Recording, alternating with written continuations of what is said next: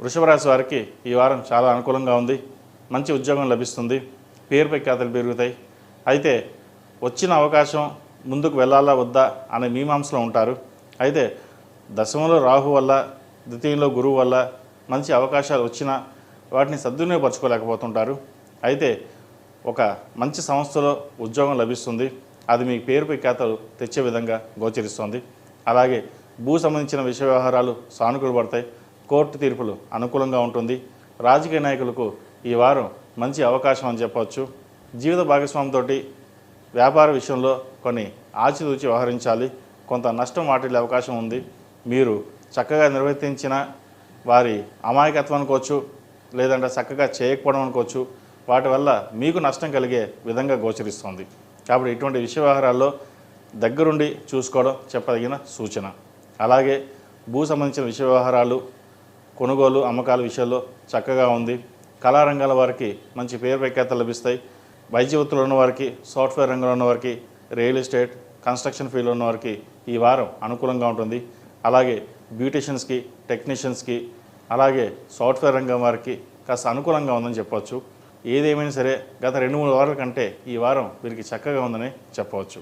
అలాగే విద్యార్థులకు సకాలంలో విద్యను పూర్తి చేయగలుగుతారు. బ్యాక్లాగ్స్ ఏమైనా ఉంటే అవి కంప్లీట్ చేయగలుగుతారు.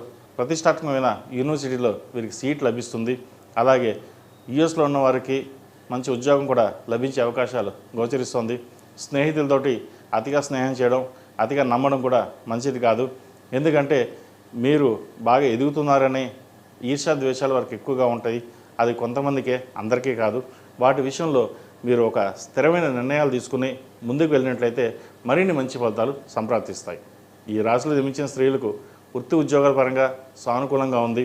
అలాగే వివాహ ప్రయత్నాలు చేస్తున్న వారికి మంచి సంబంధం కుదురుతుంది.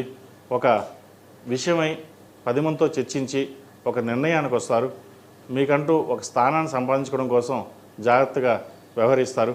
అయితే ఆరోగ్య విషయంలో కొన్ని భయాందోళనలు ఉంటాయి. ఏదైనా అయిపోతుందేమో, ఏదైనా జరుగుతుందేమో అనే భావన ఏర్పడుతుంది. ఆరోగ్యపర విషయాల్లో ఎటువంటి భయపడాల్సిన అవసరం లేదు, చక్కగా ఉంటుంది. చిన్న ఇబ్బందులు ఏవైతే ఉంటాయి, సర్జరీ అయ్యే అవకాశాలు కూడా లేకలేదు. వాటి విషయంలో కొంచెం జాగ్రత్తలు తీసుకోండి.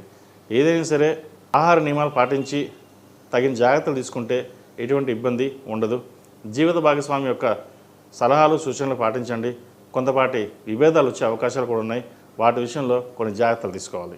అలాగే భూ సంబంధించిన విషయ వ్యవహారాలు సానుకూల పడుతుంది. ఒక స్థలాన్ని అమ్మాలనుకుంటారు. అది ఎప్పటి నుంచో పెండింగ్లో ఉన్న స్థలం ఈ వారం సేల్ అయ్యే విధంగా గోచరిస్తోంది. ఈ రాశివారు ప్రతిరోజు ప్రతినిత్యం ఆరావళి కుంకుమతో అమ్మవారిని పూజించడం, అలాగే నాగసింధూరం ధరించడం చెప్పదగిన సూచన. ప్రతి విషయాన్ని క్షుణ్ణంగా పరిశీలించుకున్నాకే ముందుకు వెళ్ళండి. మంచి ఫలితాలు సాధించగలుగుతారు. ప్రతిరోజు ప్రతినిత్యం ఓం నమస్తే ఒత్తుతో దీపారాధన చేయండి. అలాగే మంగళవారం, శుక్రవారం నాడు సాయంత్రం పూట నిమ్మకాయ డప్పులతోటి నువ్వులను పూసి దీపారాధన చేయండి. నరదృష్టి ఏదైనా ఉంటే కొంతవరకు తగ్గుతుంది. ఈ రాశిలో జన్మించిన వారికి కలిసి వచ్చే సంఖ్య 9, కలిసి వచ్చే రంగు గ్రే. ఏదైనా పని మీద బయటకు వెళ్ళేటప్పుడు సోమవారం కానీ శుక్రవారం అడిగిన వెళ్ళండి. మంచి ఫలితాలు సంప్రాప్తిస్తాయి. తదుపరి మిథున రాశి.